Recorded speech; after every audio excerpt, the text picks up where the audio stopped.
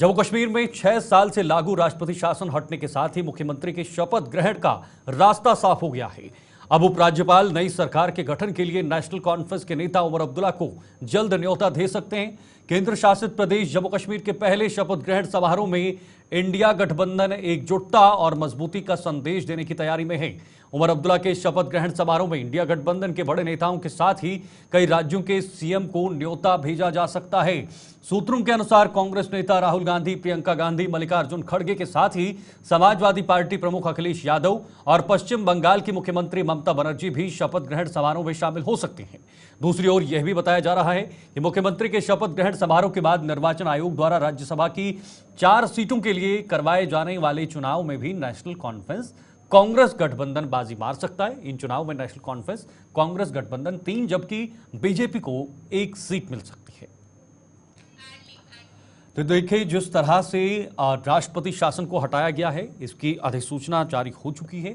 कल ये प्रस्ताव जो है वो लेफ्टिनेंट गवर्नर मनोज सिन्हा की तरफ से केंद्र सरकार के सामने रखा गया था और 6 साल के बाद जम्मू कश्मीर से राष्ट्रपति शासन को हटाकर अब जो यहां पर पूर्ण बहुमत की सरकार नेशनल कॉन्फ्रेंस और कांग्रेस की गठबंधन की सरकार बनने जा रही है। विनोद कुमार हमारे वरिष्ठ पत्रकार और वरिष्ठ सहयोगी इस वक्त हमारे साथ जुड़ चुके हैं।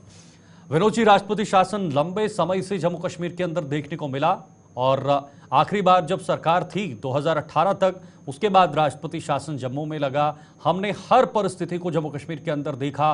धारा 370 हटे, उसके बाद क्या कुछ चीजें यहां पर रहीं, ये तमाम चीजें देखी हैं। अब जाकर एक सरकार बनने जा रही है जो डायरेक्ट लोगों से चुनी हुई सरकार है और लोगों ने जिसे वोट दिया है वो सत्ता में बैठेंगे। ये परिवर्तन आप थोड़ा सा इसका आकलन करें और कैसे ये जानकारी हम लोगों तक पहुंचा सकते हैं।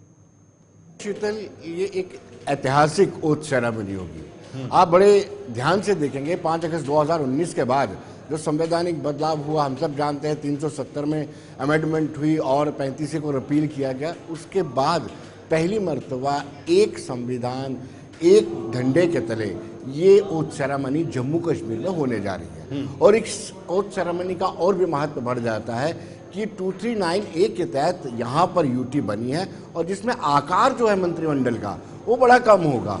अमूमन हमने बहुत सारी ओथ सेरेमनीज कवर्स की है और उसमें इतने लंबे मंत्रियों के मंत्रिमंडल का शपथ ग्रहण होता था जिसकी आप कल्पना नहीं कर सकते। अब हमारे पास एक चीफ मिनिस्टर होगा और उसके बाद 9 जो है दूसरे मिनिस्टर्स होंगे। कुल मिला के संख्या 10 की होगी। फिर उसके बाद आपका स्पीकर होगा, डिप्टी स्पीकर होगा, उनको भी जो प्रोटोकॉल्स दिया जाता है वो दिया जाएगा और साथ साथ लीडर ऑफ अपोजिशन को भी एक प्रोटोकॉल दिया जाता है। आकार छोटा होगा।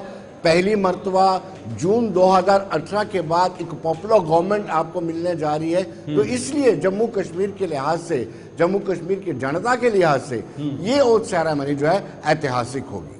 ठीक है, बिल्कुल सेरेमनी ऐतिहासिक होगी, लेकिन लोकतांत्रिक दृष्टिकोण से देखा जाए विनोद जी, तो इस सरकार के पास क्या वो स्वतंत्रताएं रहेंगी जो लोगों के हित में होंगी या लोगों के लिए काम करवाए जाएंगे? क्योंकि जो शक्तियां हैं वो शिफ्ट कर दी गई हैं एलजी की तरफ और एलजी के हाथ में बड़ी चीजें होंगी।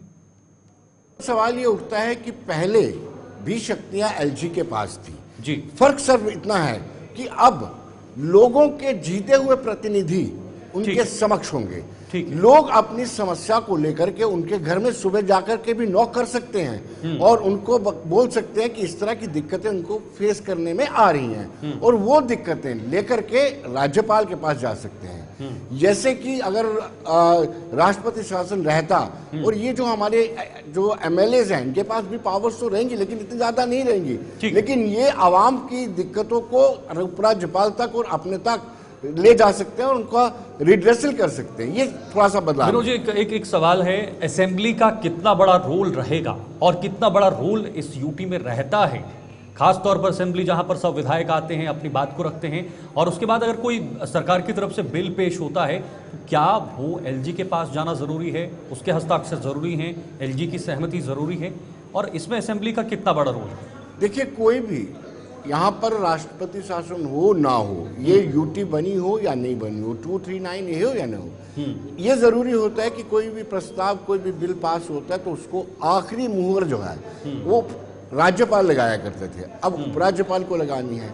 लेकिन ये है कि जो विधानसभा होती है इसको हम कानून साज कहते हैं। इनका काम होता है कि कानून बनाना, और वो उनका काम रहेगा लोगों की समस्याओं का निवारण करने के साथ साथ कानून बनाना, और वो कानून ऐसे बनाना जो पब्लिक के हित में हो। तो मुझे लगता है जितना इंटरफेरेंस वो बताया जा रहा है, कल भी स्टेटमेंट आया था कि पावर्स तो कुछ एलजी के पास रहेंगी, पावरफुल तो एलजी ही रहेंगे, लेकिन ये भी है, इनको भी इग्नोर नहीं किया जा सकता, जो जीत करके 90 नुमाइंदे हमने असेंबली में भेजे हैं। अब विपक्ष की बात करें विनोद जी, बीजेपी विपक्ष के तौर पर सामने दिखाई दे सकता है। एक बड़े मैंडेट के साथ बीजेपी सामने आया है, जम्मू में काफ़ी सीटें जीती हैं, एक मजबूत विपक्ष देखा जा सकता है। तो विपक्ष की क्या भूमिका रहेगी? देखिए, ये पहली मर्तबा ऐसा हो रहा है कि इतना सुदृढ़ विपक्ष आया है। अगर हम गिनती करें, नामों की गिनती कर रहे हैं, बीजेपी के 29 एमएलएज हैं और पीडीपी के 3, चलिए पीडीपी मान लेते हैं कि साइलेंट भी रहते, लेकिन 29 एमएलए इतने तजुर्बाकार हैं इनमें से कुछ कि आप सोच नहीं सकते। एक अच्छी सरकार की अगर कल्पना की जाए तो उसमें मुझे लगता है कि विपक्ष की भूमिका, अगर मजबूत विपक्ष विनोद जी, रोकना चाहूंगा, बड़ी खबर, मनोनीत किए जाने वाले 5 विधायकों पर आज सुनवाई होगी। बड़ी खबर इस वक्त आ रही है जम्मू कश्मीर से, सुप्रीम कोर्ट में आज सुनवाई होने जा रही है मनोनीत विधायकों पर, और कांग्रेस प्रवक्ता रविंद्र शर्मा ने याचिका दायर की थी जो मनोनीत विधायक किए जाने थे, उसको लेकर अब ये मामला सुप्रीम कोर्ट तक है। अभिषेक मनु सिंघवी मामले पर अपना पक्ष रखेंगे और इसमें अहम सुनवाई होगी, बहुत महत्वपूर्ण। और इस वक्त दुनिया की नजरें जम्मू कश्मीर पर, जम्मू कश्मीर की सियासत पर है, जम्मू कश्मीर की इस वक्त वर्तमान स्थितियों पर है, वर्तमान परिस्थितियों पर, क्योंकि जम्मू कश्मीर न सिर्फ भारत में बल्कि पूरे देश, पूरे विश्व में अपना एक रुतबा पिछले कुछ दिनों से जो बनाए हैं, या जो जाना जाता है, चाहे वो किसी भी वजह से, किसी भी कारणों से जाना जाता हो। ये बड़ी खबर है, मनोनीत किए जाने वाले 5 विधायकों पर आज सुनवाई होगी। ये कांग्रेस की तरफ जो है याचिका दायर की गई थी, जिसकी सुप्रीम कोर्ट में सुनवाई होगी। विनोद कुमार जी हमारे साथ बने हुए हैं। विनोद कुमार जी, अब ये बड़ा मामला बनते हुए जा रहा है जम्मू कश्मीर के अंदर, 5 मनोनीत विधायक, जो पहले संभावनाएं थी कि बीजेपी की तरफ से सभी 5 विधायक होंगे, मनोनीत होंगे, सभी जो 5 नाम हैं वो भारतीय जनता पार्टी से निकलकर सामने आ रहे थे, लेकिन कांग्रेस ने तुरंत इस पर एक्शन लिया और याचिका दायर की। अब सुप्रीम कोर्ट में इस पर सुनवाई होने जा रही है, इसको आप कैसे देखते हैं और आधिकारिक प्रक्रिया क्या है?